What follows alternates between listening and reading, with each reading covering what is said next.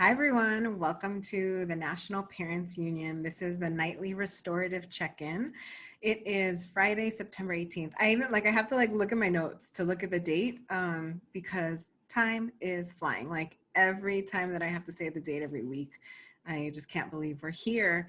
We're halfway through September. We're gonna be in October in like 2 weeks. But anyway, for those of you that don't know me, I'm Dr. Anjali Laferrie. I'm here in Arizona. And you guys have to sneeze. I feel like I have to sneeze, so my face is going to be doing some funny things right now. Um, Hopefully I don't sneeze because I also have this microphone. Ooh, it's coming too. I also have a new microphone in front of me, so if I sneeze on y'all, it's going to be so loud. Okay, I think it's passing. Anyway, so I'm Dr. Anjali Laferrie. I'm here in Arizona. I am in this beautiful Sonoran desert on Autumn land. This show is the brainchild of Marisol Queveda Rerucha. The way that I interpret and think of the nightly restorative check-in is Fridays to me are like that relaxing, connecting, being with the people that you love, and where you really get somebody, you're able to really in a detailed way respond to that how are you question, right? You're able to kind of unwind and share everything that went on, throughout the week, even the things that you forgot that were silly or that, were upsetting in some way. And it's, an opportunity for caregivers, educators, parents, anyone who cares for someone else, right? To be held, be served, to be checked in upon.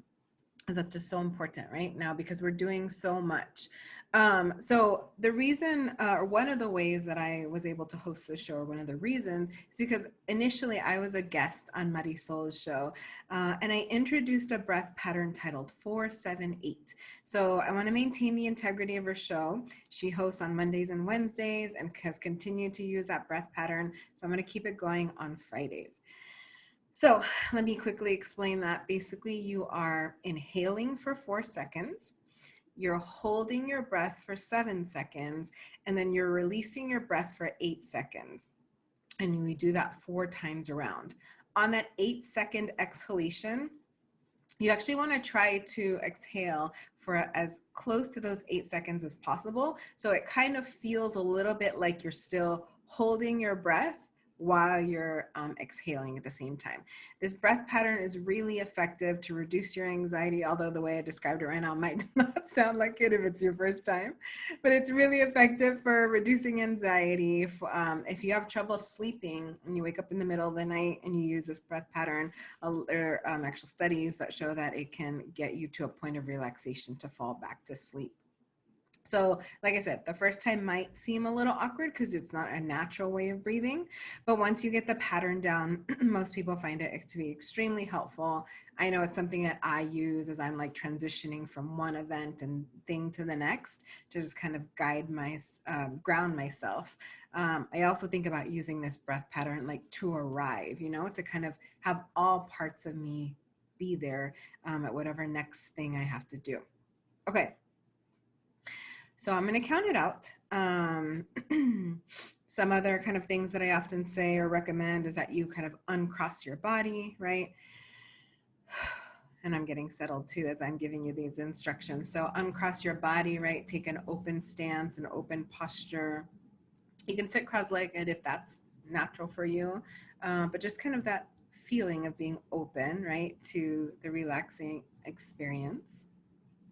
Go ahead and take a natural breath right now. And as you exhale, the next time you inhale, inhale for 4, 3, 2, 1. Hold 2, 3, 4, 5, 6, 7. Exhale 2, 3, 4, 5, 6, 7, 8. Inhale 4, 3, 2, 1.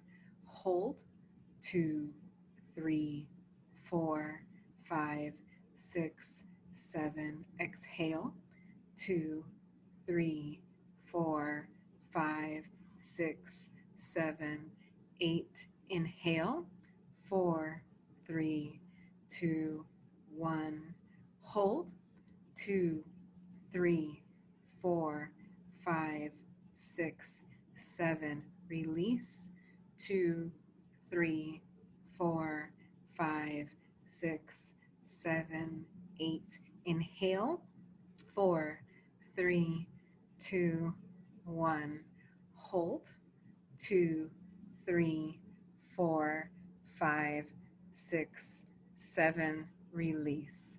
2, 3, 4, 5, 6, 7, and 8.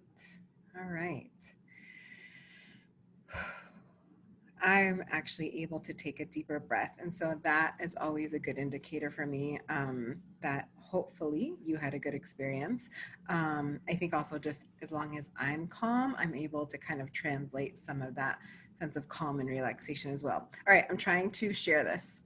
So I think I did. Hopefully I did, so people can watch it off of my Facebook page. All right, so let me kind of finish up, right, with introducing myself as I always do. You know who I am professionally, right? I think I said it, right, that I'm a hypnotherapist, a psychologist, a professor. I maybe didn't. I just said it now. Okay. But other parts of my identity that are really important are my cultural background, right? And my family. So I'm originally from Southern California. My father is Afro-Cuban or was Afro-Cuban. And so we're from Taino and Arawak descent. My mom's from Guatemala. So we're Maya. Many of you met, well, not formally, but you were introduced to my sister and brother because they were on some of the first shows that I hosted. If you missed it, you should go back through MPU's archives and check the shows out. I'm also a mom. I have a beautiful, amazing 20-year-old daughter that I love very much. And another identity that's really important to me and that you all have heard about is that I'm a widow. My community affiliations are also extremely important to me. I am a member of the Siwa Patli Collective.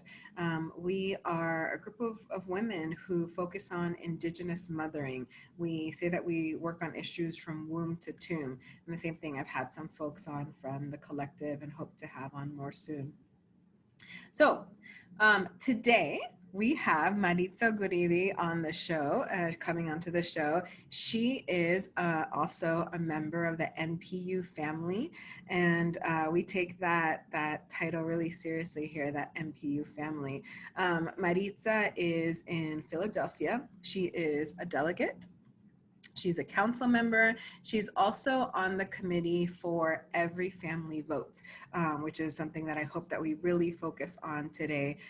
That is what all of us are thinking about. And there's some news and current events and things that are happening just even today and for sure in this week that I hope encourages all to vote even more. Personally, right, Maritza is also, she's a wife, she's a mom of 6 children, she's a wife, she's a daughter, she's a grandmother as well. Hopefully she'll also kind of share some of her stories around her children because she is a foster mom or was a foster mom, and some of her children have come through to her through the foster care system. So I'm really excited to welcome Maritza to the show. I also call her my top fan.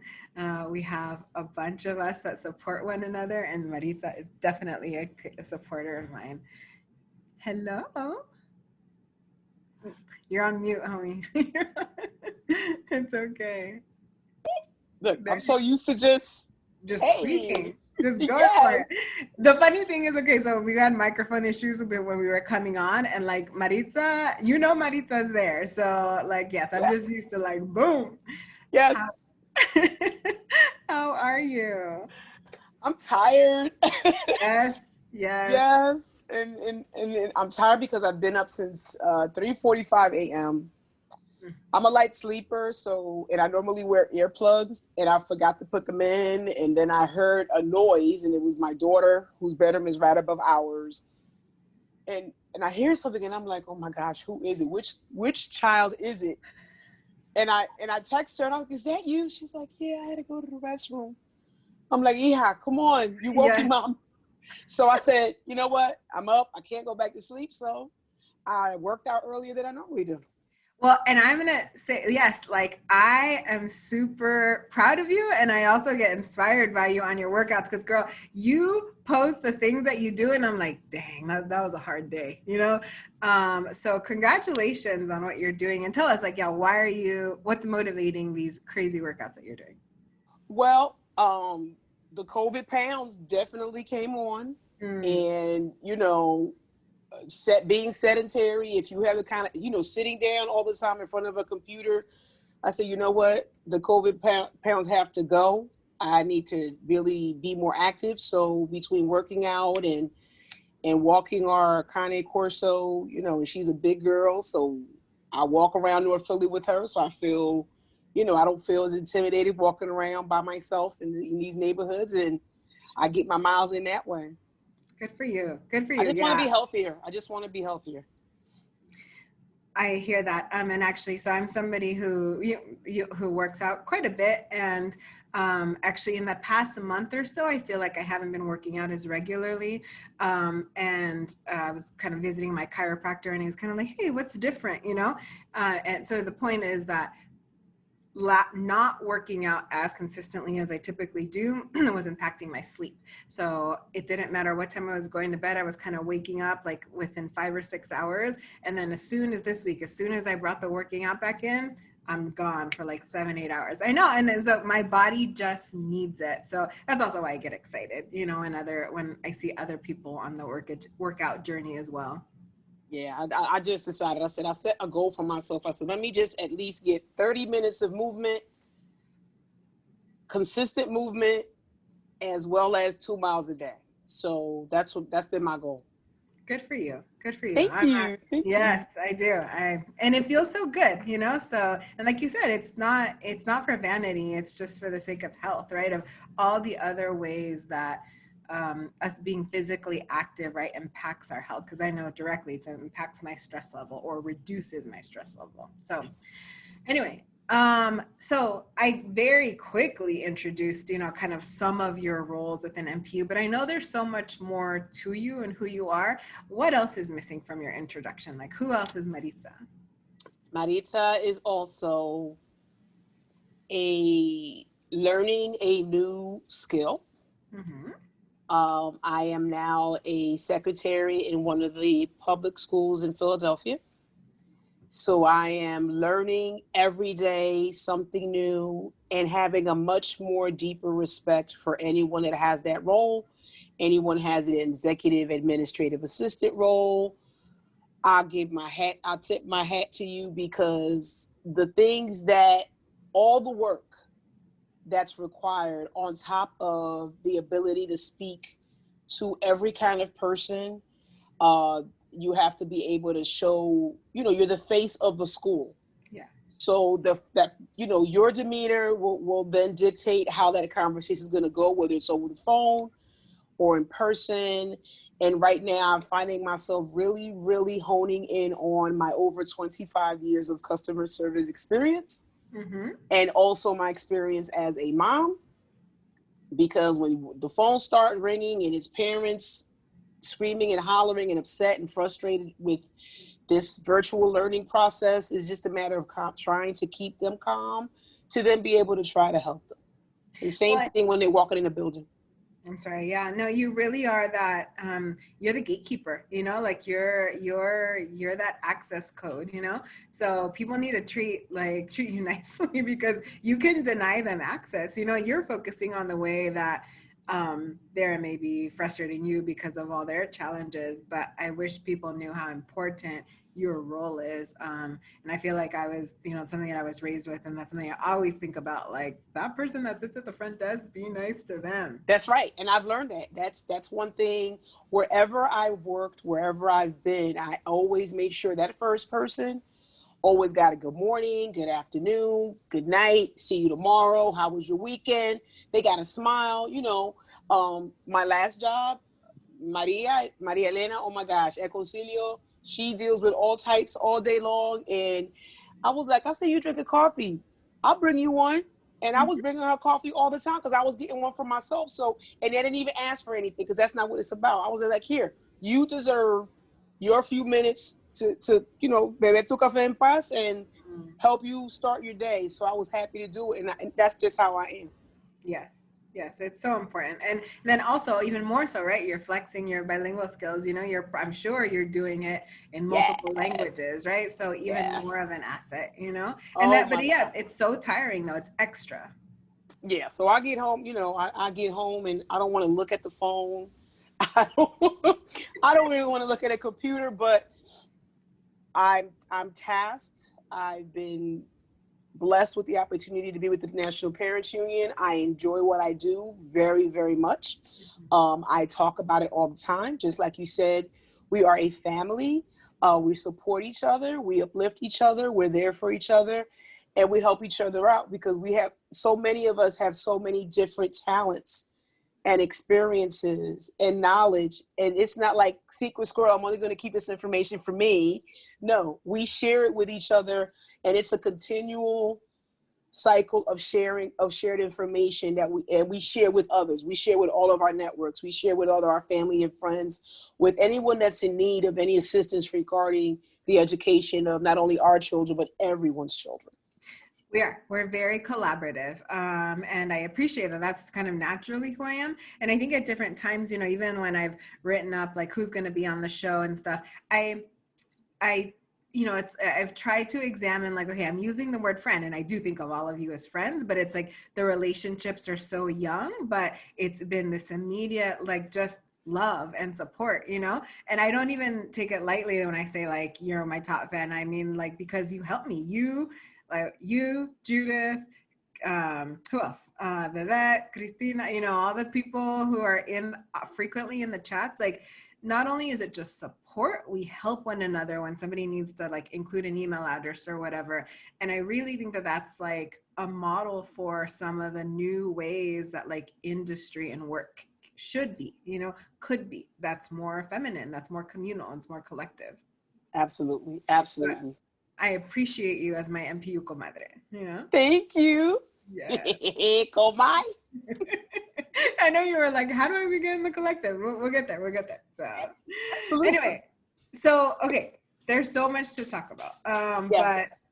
so we can talk about all of it, but I really was interested in bringing you on to talk about Every Family Votes, which is NPU's campaign that they're rolling out for voting. And actually, before we go there, I did want to acknowledge, I wanted to give my condolences to Carrie Rodriguez. She is our executive director. So when you and I were talking about family, that's what prompted me. Her mother passed away, I believe, yesterday. And so we're just all lifting her up, you know, we're all lifting her up and thinking about her. And, you know, as you talked about family, I knew that was on your heart. And there's just different people that are in our organization right now that are like struggling with their own challenges, whether it's the fires or whatever it is. So I just want to extend like a hand of love and like support, you know, to all of our folks, because we are very quickly here becoming a family. So, yes. Okay. So family. Now talk to us about Every Family Votes. You are on the committee for that campaign. Yes, I am on a committee. It is now 46 days until Election Day. It's serious. It's getting more serious as each day goes by. It's getting so much closer. The conversations are getting more heated. What I call the sabotage is happening. I really want people to understand that it's very important that they try to find out what their status is as far as, am I registered? Am I able to? And what are the deadlines? If nothing else, you know, if you don't know where to go to vote.org. That should give you all the information. We've all been showing this the past few days. You'll get this in the mail, and it's going to ask you, you know, are you ready? Are you registered? How to do it. The United States Postal Service is promising that they're going to get your vote in. But for those that are still leery of using that method, find out where the office of your election board is. Take it in person. I've made a suggestion. If it's nice where you live, the next few weekends, have a socially distanced block party. Talk to your friends and neighbors and gather all their ballots and take it to the election board. As soon as you know when it's early voting, take it there in person. That way you know someone will get it. If you don't want to put it in the U.S. mail, if you don't even want to use those ballot boxes that are out there, because people are afraid. Now, if you still want to venture out and go to the polling location, do it. Make sure you wear a mask. If you feel you need gloves, wear your gloves to protect your hands from touching the machine. But go early. Find out if your location still will be open, because a lot of places have consolidated. That's another piece of that supposed sabotage that I find myself seeing. Make sure you know where you need to go. When in Pennsylvania, we had our mid-years in June, my normal polling location was closed. So I had to go somewhere else. Fortunately, it was only 2 blocks from my home. Mm-hmm. You know, depending on where you live, find out where these locations are, because it is extremely important. It is not just a presidential election. The person that comes into office now will be able to put people on benches, judges. Rest in peace to Ruth Gator Ginsburg. She Yes. passed away today. I know a lot of people are very shocked, upset, worried, because the next person that sits on that bench is going to be there for decades, Mm-hmm. decades. And if it's not the correct person, it's going to affect all of us. And, you know, I was reading an article, like just even while I was out and about, what that her dying wish, right, was that she not be replaced, her seat, Supreme Wow. Court seat, not be replaced until there is a new president, right? So, but and so thank you, you know, I'm very thankful to her for that foresight, pero también like at the same time, pobrecita, poor thing that like she's didn't pass in peace, you know, No, she she didn't. passed worried, you know. Yes. So I've been saying this throughout the day, and it's something that I really believe in, you know, all the things that we talk about at whatever side you're on, all the things that you talk about, all the conversations that you have where you're kind of getting in some sort of heated argument with people, now is the time to put action to that conversation, right? Absolutely. From a place of like spirituality, which is really important to me. I always say like, you know, respond to your prayer, right? Now is the time of like, hey, you asked for something, go act on that, right? Go respond to what it is that is coming in, you know? Otherwise, it's just empty, right? It's not as complete as it could be. One thing that I have a question. So I've previously have had mail-in ballots and I maybe didn't mail it off in time. And I was able to go to my my polling place or my voting location and then drop it off. And literally it was just, they walk in, there's a little bucket, and is that still a thing? Yes, it absolutely is. That happened with me in June because, of course, because I wanted to be safe. I wanted to make sure that that happened, but this is what happened with me. I got my ballot, and my loving husband accidentally threw it away. Mm-hmm. So I was like, so I went to my polling place and I told them I had it. So they made me just fill out another one right then and there Yeah. and leave it there. So it is possible as long as you're on the books. Don't let anyone tell you that you're not registered. Find Mm-hmm. out early, because that's also happening as a form of keeping people away. Go into a polling place, them saying, oh, well, you moved, so you have to go to that place. Or, well, we don't see you here on this list. Try to get your card, get a copy of your card, see if it's available online. Just have it so that no one can dispute your right to be at that location to make your vote count. Absolutely. And I think the big thing is that we can't procrastinate on this one, you know? And I'm saying this as like somebody who's always running a little bit late or down to the wire. This isn't the time, you know, this is not the election for that, because there's potential for too many challenges. And it's like, there's not as much oversight as there typically is. If we on a regular time have some challenges, you know, there's just a greater potential for even more challenges now. It's crazy. I heard, I like listening to Roland Martin.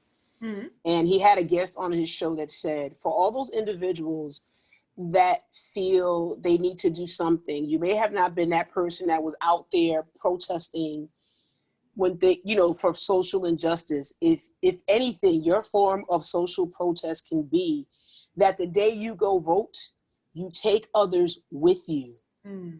Go as a group of individuals. Yes, bring your children to let them see an example of what it is like to vote, but take other people that are eligible to vote with you as well. If every one of us takes one or two people that are not usually voters that are registered, that would affect so much change. It'll really tip the scale. And really, and then I think let's talk about that, even like presenting some ideas, you know? So I'm thinking about also, it's not only at the time of voting, there's all these all these other times that you can impact this process, whether or not you can vote, because voting is its own privilege, right? And not everyone has it, and some are denied it. So, but you can still help people register, right? If you have a laptop, you have a computer, you have your phone, you know how to help people out that wouldn't normally be able to access those services. You can help them. You can pass along information or education. What else? What are some other ideas for people? Like there's been a lot of stories about, normally during the campaign period, there are a lot of door knockers. There are a lot of people knocking on doors. And because of COVID, so, one party is wants to be safe. They said, no, we're going to go to digital routes. We're going to use technology. We're going to send text messages and emails and a whole lot of digital commercials, on social platforms. The other party, they're like, well, we don't really believe in this. What's going on? We're going to make people knock on doors. It's very hard right now for people to open their door. I can say that because I worked for the census for a couple of weeks, and I stopped. And the reason I stopped is because, one, people weren't opening their doors because of the virus. Two, they didn't understand the urgency and the need for people to fill out their census 2020. They don't realize how those numbers affect the number of seats for representation in Congress and state legislative districts. They don't understand how that affects the decision when it comes to if we need a new school, if we need a new hospital. It supports fire departments. It supports Head Start programs, school lunch programs. This supports Medicaid for the elderly. Even business owners that are potentially looking at opening up a business in your community, which would not only provide a service, but also jobs, they look at the census numbers. They look to see what the population is. They look at the demographics. If it's a particular kind of company or business that caters to a particular demographic, they're going to want to see, hey, how many of this particular business are in this location, and will it be a good market for me in this area? And it means transportation. If your transportation in your area, is lacking, there's not enough bus service, a subway service, a trolley, or whatever other method of public transportation. If they see that there's a growth in population in that particular area, they need to ramp up the funds and have the funds available, slated for an increase in transportation, public transportation in the area. So these numbers affect so many things. The voting piece is not just for presidential elections. A lot of people do not realize voting for everything matters. Yes. Voting for your mid-year, during the mid-year, affects the district attorneys in your area. It may affect judges. It may affect sheriffs. It may affect, school boards. In the city of Philadelphia, it's not an elected school board. It's an appointed school board. So for those of you that have the opportunity to vote for someone for your school board, take advantage of that. Do that. Don't let any opportunity to make your voice be heard and your vote counted happen. We have a toolkit on the National Parents Union website, and it gives a very detailed breakdown of what a person's role is and how important it is for them to vote and understand the process. And it's absolutely amazing. We're constantly letting people know, go on the website, check it out, look at it, so you can get a better understanding if you don't already know the importance of voting. It's a beautiful toolkit. It's so us, it's very familial. It has beautiful pictures, but it also is filled with information. And so actually, if some of our little fans, I'm not belittling you, I'm saying beloved fans, right, can throw in the website for the toolkit, that would be amazing if you could do that in the comments. It's just helpful. And I think also that's where there are ideas as to how to mobilize and organize, right? And like you said, it's so small, of like, not everyone sees themselves as, kind of organizing a protest, right? In front of a jail, right? There's so many ways to protest. Like you said, there's so many ways to organize. And if this is the one thing that motivates you and gets you going to vote in the big election, to consider voting in smaller or more local elections, which, like you said, people don't even realize that like those decisions are actually way more important than some of these federal or national decisions. But whatever, no shade. Like if this is what's getting you into it, cool. Like start learning and start getting into it, and then continue. so that we don't end up right in this same spot, because for some of us, right, we are not enjoying, the position that we're in politically, even our position to globally, how other people in other countries are looking at us, right? Yes. So tell us, yeah, how did the toolkit come to be? Like, shout out your other committee members because I want to highlight Yeah. them. Yeah. So the toolkit was fashioned after the toolkit that was created in Minnesota. Um, Shout out to Kulia Pringle, our chairwoman, our committee, lead committee person. Mm. She talked to them and asked if we can borrow, and they said absolutely. So it wasn't like we had to reinvent the wheel. The information was out there. We took it, we looked at it, we read it, we picked it. With anything else, I always said, whatever information is given to you, take the best part for self. So we took what we felt was very important, and we added, like you said, we made it a little bit more familiar. We added our, some of our pictures. We added more information. We've translated some of it so it could be translated into Spanish. Kulia is now working on getting it translated in other languages as well, because in her community, it's there are more nationalities that need to also be able to read and understand it in their native language. Tabshir Cosby, oh my gosh, she is the co-chair. She is amazing. Powerhouse from Brick City, from Newark, New Jersey. Mm-hmm. Wendy is over in Texas. Colleen is over in Oklahoma. Wait a minute, how many of us is there? Marisol is in San Marisol is in Diego. San Diego. Oh my gosh, Marisol, I can't forget Marisol. That's my sister's name too, Marisol. I love her. She is like, to me, she is like the analytical piece, Strategy. that strategist, that I can see the gears in her mind working as she's listening to what, whatever information is being given by whomever is giving it. I can always count on her to say, hey, what about? And then, me, I guess I'm the one that throws out those left field questions, because I am not, I don't downgrade myself, but I don't have as much experience in the political realm Yeah, but I was as they do. But I mean, I always, I have my 2 cents in there. I have my experience. I speak from a background of being out there and understanding the needs of my community and others in my community. I understand the needs of, my mother. When she became a citizen, she showed me. She was like, we didn't. Some people take the ability to vote for granted. mm-hmm. Like, there's this thing, people that are born in this country, you get it, you have it. Unless you commit some type of crime that causes you to be incarcerated and indicted, that's when it's taken away. But if you're born here, you're born with that right once you turn 18. For many of us, our families, they had to earn that. They had to become a US citizen and maintain that citizenship to then say, I can vote in whatever election I want till the day I die. So Absolutely. I take that to heart. I think it's a very serious opportunity that we all have.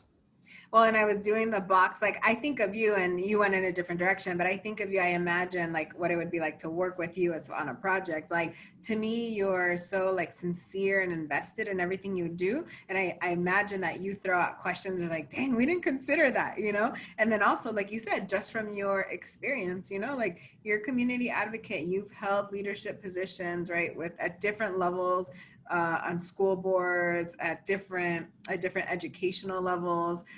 You've done community work, community advocacy. So you bring such a valuable like perspective that I can imagine how nice it is to have you on the team. Oh, I tried, and and then I'm not a quiet person. So it's, if something needs to be said, I'm gonna make sure it does get said.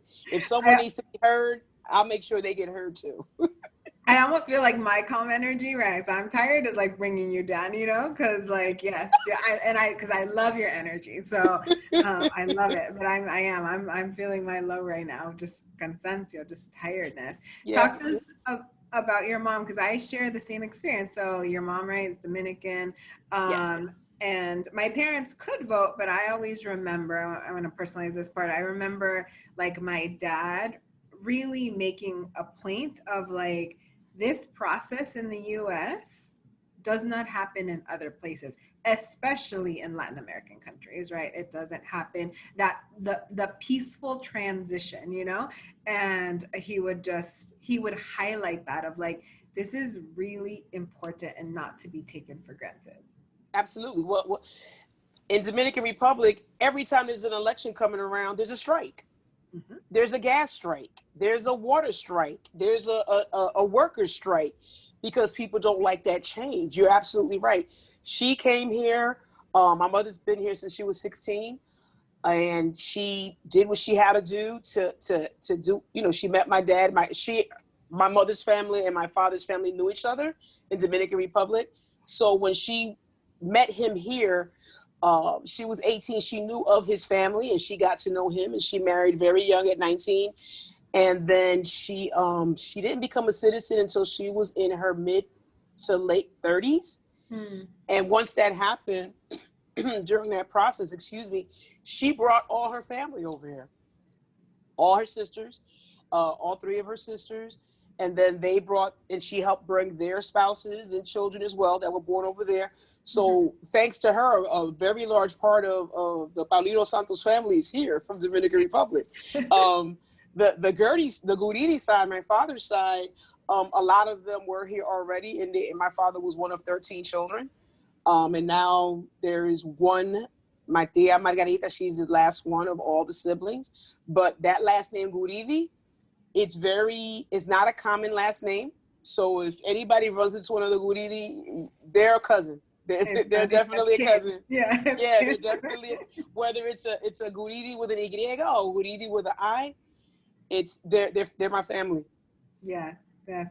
And that's just beautiful too. Like actually our last name has a unique spelling and has a similar story. I actually hope to bring on a cousin one day, because there are Lafaries in Colombia and there are Lafaries in Cuba, and they're all related. And there's just a beautiful story about how all of that came to be. So, but yeah, I mean, it connects back to like your family story. And so it sounds like your mom brought like her little sliver of the island. Right?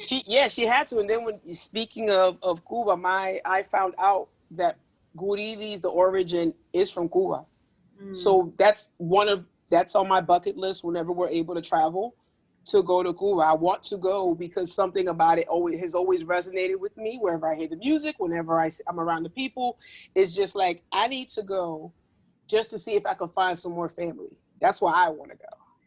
That, and I mean, I've been so fortunate to go. In fact, I went with my siblings. So I have a brother and a sister, and then actually we went with our grandmother. So definitely, Gosh, yeah, wow. one of the best trips ever. We were there for a long time, like 2 weeks, and so hit various parts of the island. And actually, this is beautiful. I was able to go into the house where my father was born, and and just I know, and just doing Oh that my with our grandmother, is amazing. That, in fact, I'll even share another little piece there. Well, I don't know. As some of y'all know that I'm very kind of metaphysically inclined, spiritually inclined. And so when I returned, as I was talking to my friends and people who are, who have the same beliefs and experiences, they're like, a part of your soul brought back this moment. And they were able to describe, I was standing on this, and in Morro, it's a fort, and looking out like at this water, and it was just home, and there's so many experiences that I have there or had there, where the way I describe it is like, my body recognized the land and the land recognized me, and that blood running through our veins, the same blood. Like one day I was actually standing next to family and praying, and I literally could feel the tingling going up inside of my blood. So it's amazing that land and space and place recognition of when you're from somewhere, that DNA, that ancestral memory, that genetic memory, how it's rooted in your body, and you just know. Oh my gosh, Anjali, that happened with me when I was very young, because from the time I don't know, my mother said from the time I was maybe 6 or 9 months, we went to Dominican Republic every single year until I was like 6 years old, 6 to 7 years old, when my parents separated. But I didn't go again until I was a full-grown adult. Yes. And my mother did not believe that I knew what my Tia's house looked like. I knew every room, every corner. My mother is from a city called Bonao. Mm. I jokingly say Bonao City because it's it's supposed to be ultra modern, ultra hip now. But my great grandmother had it was a little shack across the street from a cemetery, and she had a mango tree in the back, and Abuelita Juanita would sit there and rocking in her chair, and her white hair braided down, her two little clinejas, and she Mm. would sit there, and I remember everything. And my mother was like, "Why do you remember all this stuff?" I don't know, mommy. My memories are very strong, to the point where when she passed, I dreamt about it and knew it, and told her before she got the phone call that my great grandmother passed away. Absolutely. It's that muscle memory for one, you know. So I'll throw on my, I'll play psychologist right now, you know. If you, whenever we hear phrases like, you know, it's just like riding a bike, right? Or you never forget, your body has memory, right? Which is muscle memory. We are able to perceive a lot of information, more information than we even are aware of, right? So as long as genetic memory, because this is a thing, I'm not just making this up, right? As long as there is genetic memory, someone in our lineage has a memory, right? Some memories, especially in our body, that resonance, that information passes along, you know. Let me personalize this as well. You know, I found myself this week having a really strong reaction to what's going on in Georgia, right, at the ICE units. And essentially, for those, you know, who haven't heard, there are cases of women being forcibly sterilized. And that's not something that, like, that story doesn't exist, like, in my family. Yes, women have had hysterectomies and things like that, but to the point of where, like, I'm having really strong reactions, and the best way that I know how to explain that is that this is tapping something ancestral and genetic for me, because my story is one of having both of my grandmothers migrate to the US, leave their children, leave their spouses, right? Kind of just making these big decisions. I can't even imagine in like the 50s and the 60s of like, I Yeah. don't speak English, I'm a woman, I'm going to decide to like leave my partner and go ahead of my children and then bring them back.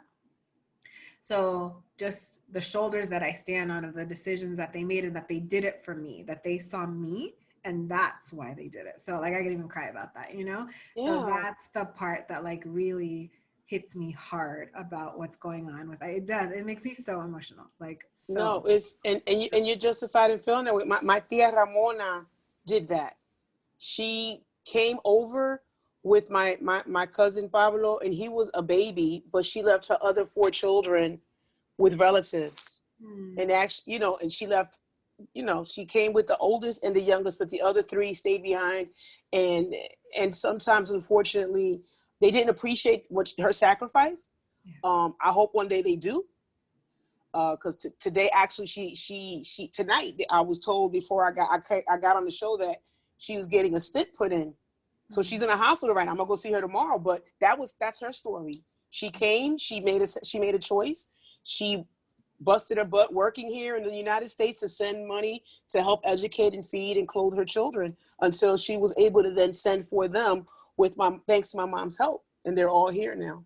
Yes. And that is such a, you know, that's only one migration story. And one migration story does not invalidate or is not more sacrificial or difficult Oh, or whatever. They are all so valid, you know, and that is for us. And like, I'm happy that you and I are getting to talk about this, because for us, this is our American story, you know, and yes, this is yes. why voting and being American, with all of its complexity, right, is important. Or maybe I think for me, it's definitely one of the times that I think I feel the most American, because like, I'll be real, like not everyone who is from a marginalized group is seen as being American all the time, you know? That's But when true. we come to a place of voting, or we come to a place of being able to exercise those rights and privileges, it feels different. I actually feel a little bit more included, because other times my Americanness is questioned, you know, whether it's directly or indirectly. And I'm sure you experience that. Oh my gosh.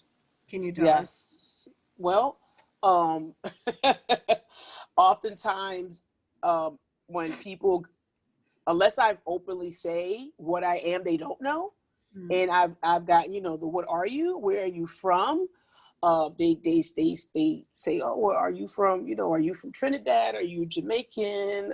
Are you Puerto Rican? Are you, what are you, Samoan? And I'm like, wow, really? And they just asking me, and then they say, well, I don't detect a Spanish accent from you. What kind of last name is Gertie? We actually Americanized it a little bit so that people can say it. You said it absolutely great. Good evening.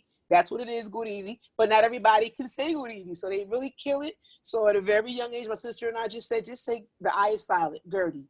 Leave it at that. But, I correct those that need to be corrected. And for those that say, I identify myself as Afro-Latina, Afro-Dominicana. And then for those that want to say to me, well, you're not Black. We're all Black. And I correct people in that sense. And I've had many, some okay and some not so okay confrontations with people explaining that. So I felt that I had to give a history lesson. Thank you for saying that. Actually, that's I gotta, you know, I said this earlier in the week in a different type of meeting. I identify as Black, right? I have never, not since probably like being 13, or 10 years old, somewhere in those like junior high school aged years, have I been so aware of my biracial identity. And it's not just me, because we're home. Like, it's not like I'm walking outside and people are doing the "what are you" question that I grew up with, right? But it's actually, we're doing it to ourselves. It's actually coming from Black and brown people of like, do I count on the Blackness spectrum or not? And I understand that part of it is like, because we're doing things in affinity groups, we're trying to understand people's experiences. But it's something that I kind of have been sitting with and kind of wanting to bring up, of that, like, there's a lot of other people questioning my Blackness in a way that doesn't always happen as frequently as right now, So I appreciate you telling that story, because I'm definitely living that. Oh yeah. Oh Yeah. yeah. So it's, and my sons, they know, they know they're young, but my eldest is 30. My second son is 24, and my daughter's 15. And from the time they were born, I said, listen, you will experience things just based on the color of your skin. People will make assumptions about you. My father, I loved him dearly, but he was one of the most racist people I ever met in my life. And when he said certain things, he and I would butt heads. I'd be like, Papi, I love you, but you're wrong. You're absolutely wrong. Yes. And and he unfortunately, he passed back in 2008. But my son Elijah, who he was very close to, he was like, yeah, mommy, you're right. I do see, abuelo had certain things to say and it wasn't right. And I said, yeah, so now you know what not to do. You saw it in living color, what it was like to be with a person that was so ingrained in having that, I call it self-hate, that he didn't embrace his own Blackness. Yeah, internalized depression. It's real, and I'm glad. Like, this is such an important conversation of, and that colorism. So same thing. My grandma on the Cuban side, she had a lot to say. So the reason why I'm so intentional about saying that any migration story is valid is because my grandmother had a lot to say about a migration story, and certain migration being more valid than others, and I don't agree with that. I didn't then. And so then my sister and I in particular, we would, in college years, kind of have these conversations with her of like, could it be this? Could it be that? And that's it. And that's important, right? To be able to respectfully have those conversations with our loved ones, and to challenge them. And that's just, us doing our part. Some of you know I teach diversity courses. The conversations that people bring to you in your family circle and your friendship circle, they're not bringing up to other people that they see out of their group, right? So that's your opportunity, like, just do it with your family when you're able to, because when we go out in public, we're on our P's and Q's. We know we shouldn't say it to the cashier, excuse me. We know we shouldn't say it to the person, who's pumping gas for us, but we say stuff all the time in front of our friends and family, and that's actually when we need to confront things. Absolutely. I absolutely agree with that, because I oh know, my and it's, God, I laugh because it's just crazy. The stories of my childhood, and people saying, I remember when my son was born. I mean, I'll share this very quickly. My eldest son, when he was born, my mother went to the maternity ward, and she went to the nursery to see the babies. And she's like, Maritza, there was a baby there. There was a white baby. There was an Asian baby.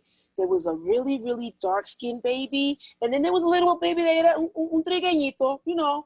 And because my eldest son's father is a very dark skinned black man, my mother assumed that the newborn baby that had very dark skin was my son. So the nurse, you know, was holding up the baby, and she held up my son. And my mother's like, no, no, no, no, no. Is that one over there? And I'm like, what? You know, the nurse came to me. She was like, your mom doesn't believe this is your son. She didn't believe it until she saw the nurse walk him through the hallway and bring him to my arms, that was my child. She was like, ay, yo pensaba que era. And then she says, do this. Para afinar la nariz. Do this. And I'm like, honey, don't even worry about it, because his nose is going to be just as wide as his dad is. And I had, you know, beautiful, beautiful, beautiful children. We all have beautiful children. And it's that black comes in many different shades and colors. So that was just a story that I'll never forget, how embarrassed she was, because she made an assumption. Absolutely. And we all do it. Like I'm like, we all do it. I do it. Right. So, I remember there's so many stories. Like no, it doesn't matter that I teach diversity related courses. Like I am human. Right. And we're all socialized in the same system. We're all brought up right in the same system that tells us that this is who we should associate with one thing, with parents, with the judge, with the police officer, with whatever. So we can't escape it, right? All we can do is try our best, own the mistake, and the best thing we can do is do what we're doing right now, is have the conversations, you know? Absolutely. And I thank my mom, because she came from a space that was very racist, and she made a choice at a very young age. I don't know if it was when she became a mother, but she was very open with us and said to us, this is who you are. This is what you are. And I don't want anyone to tell you any different. And because she was so open with how her views, it allowed me and my sister to be able to be in different circles and not feel intimidated, to be able to stand up for ourselves. Yeah. So if you ever met my mother, oh my gosh, I call her Hurricane Maria, because she's just like, if you think I have energy, I get it. You're just like your mother. If you guys would have met my mother, it would be better than going to a comedy club, because she is just a ball of fire. I would love it. I would love it. In fact, I want to go to the DR with y'all. I've been in the Dominican Republic, but just to touristy places. So, bravo. And then next time, yes, we meet them, because I am. Oh, girl, yeah. I'll no, she was scared, because the last time I went, I knew exactly how to get to a particular area. Mommy's in Santiago. I went to a place called Laguna Salada, on its way to Montecristi, and she did not believe that I knew how to get there. I took the driver from her door to my girlfriend's door, because I remembered it. And she said, you were in the deep country. I said, yeah. Mm-hmm. Yeah. Because that's how you go. You want to go to where the real people are. Yes. Not the touristy side. The touristy stuff is nice. I'll get bored. I need to go where I can see my people, the real people. You need to eat. I would say you need to eat food in a bowl, and you need the music playing in the background. Like, listen.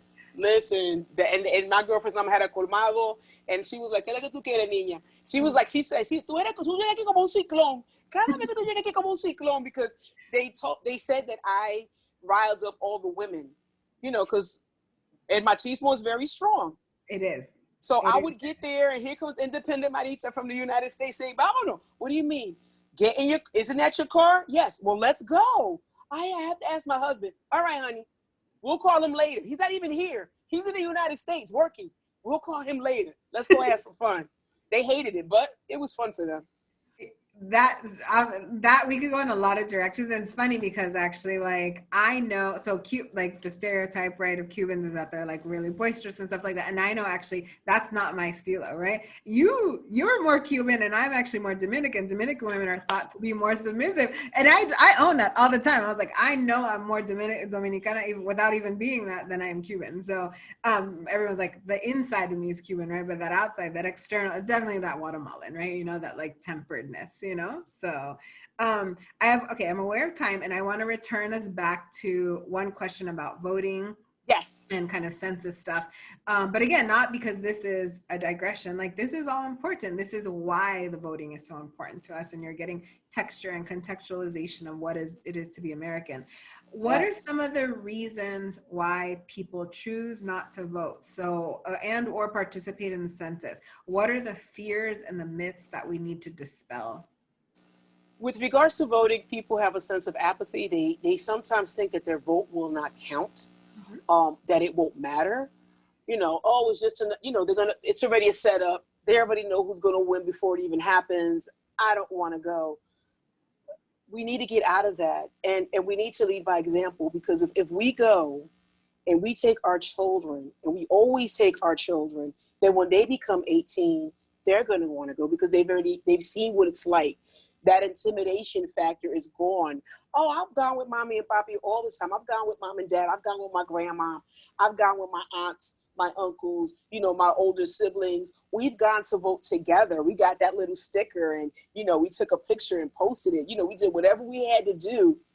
I take my children. My son takes his baby. We all go, and we're gonna get it done. I mean, I'm glad my mother's coming back because she's gonna be able to vote for the election because she's gonna be here. So it's a traditional thing. It's a legacy. It's a good practice so that our future generations get it done. With regards to the census, there's this fear of being intrusive. When I would ask people these questions that only take 10 minutes, I would ask them, okay, how many people live in a household? What are their ages? Would you mind telling me their names? People just were like, why do you need to know all this information? And then there was the citizenship question initially was going to be put on there, but fortunately it was removed. Mhm. So for those that are not in this country legally, that's definitely a fear factor for them, because they feel that if they give this information to this stranger, that all of a sudden ICE is going to come knocking on their door. And this is something that I'm glad, because I am bilingual, that I have been able to tell people, do not worry about you. We're not going to ask you about your citizenship status. We're not going to ask you about your income. We're not going to ask you your social security number. We're not going to ask you where you work. We just want to know how many people are in the house. That's all we want to know, so that when important decisions have to be made, your numbers are counted. In Philadelphia, for every person that's counted, it's $21,000 per person over the next 10 years. And statistically, Philly is low. We're like at less than 50% have done it. So it saddens me a bit. So I'm on fire about it. Mhm. But people can get it on literally 10 minutes. They can call a phone number and get it done. They can do it from their telephone, from their tablet, from their laptop. They could do the written form. It only takes 10 minutes, literally 10 minutes. Yeah, I did mine online, and it was super fast. I was able to use my laptop, right, to do it. And yeah, and it's not, it's that historical trauma, right? We all know where this from. We're not shaming anyone who has these feelings and these sentiments. I have people in my family, right, and my friend circles that have these feelings and these sentiments, both around voting and around the census. But what I guess the best thing that I would add to say, and to add to what you've already said so well, is engage this process. If you want to change something, engage the process. It doesn't mean you have to stay within the process the whole time. Certainly doesn't mean you have to like it, right? But Yeah, engage the process so you know what it is, and then go try to change it. that's But you right. have to engage it first, right? um, there's a lot of kind of activism kind of conversation we could have. There's many ways to do it, but you should know what you are fighting against by That's engaging it right. first. That's right. So every person that said to me, the government's being too nosy. Well, when it comes time for you to need something, how do you think the decision is going to be made to try to help you if you're not part of that process? Be part of the process. Voting, I don't care who people vote for, but vote. Just get it done. Get them both done, so that way, and come the day after the election. I mean, most of us are just going to collapse from exhaustion, but Girl. we we want to make sure that everyone has that opportunity to do it. Do it with your family. Do it with your friends. Every family should vote. It's imperative. Let's get this done. Fill out your census. Make yourself count. We have babies that are getting ready to go into kindergarten and they don't have good schools. We want to build better schools. We have elderly that need better care. We want those nursing homes to have better, to be able to give them that care, that respectful care that they deserve. And we want families to be helped that can't afford to give proper nutrition to their children, to have the SNAP benefits available. Census numbers count for those, all those reasons. Yes. And to ask the questions, ask the questions of your friends and family. Like, again, have these conversations.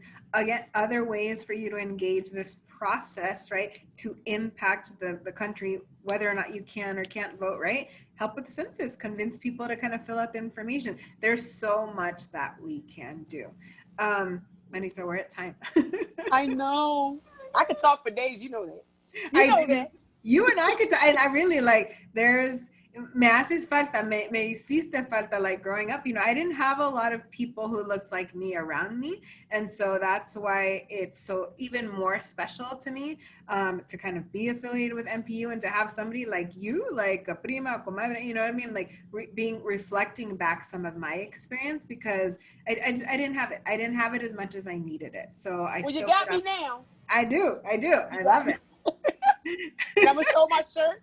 My shirt, Yes. please. Every family votes.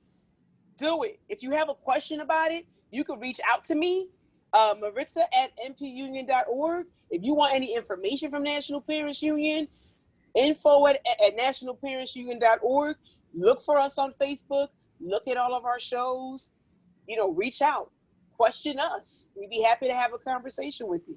And you can buy the swag, right? So, right, if you go through the National Parents Union website, you can get the t-shirts. And one more thing before we jump off, I was looking at it. There's stickers, but the t-shirts you can personalize the colors, right? And there's so many different styles, so there's really beautiful, high quality stuff. Yes, I'm getting a hoodie. I'm getting a hoodie next. See, I can't do that in Arizona. It's still hot, but I feel you. I feel you. But no, the Yes. design is beautiful. Okay, Manita, thank you so much. Thank you for staying on late. Thank you for being who you are. Thank you for all your good energy. Thank And I you. can't wait Thank to give you a big you. old hug whenever we get to be together. Yes, yes, yes. Thank you so much. Everyone have a wonderful evening. Stay safe. Go vote. Do your census. Thank you. Absolutely. I want to tell everyone to have a lovely weekend. I remember Jada. I want to say thank you to the producer. I always forget to say thank you to Jada, and she's so imperative to like everything that I do. And Natasha as well, Yes. our executive producer. So she also put in some information in the notes. Okay. Have a good weekend, everyone. Talk to you later. Thank you.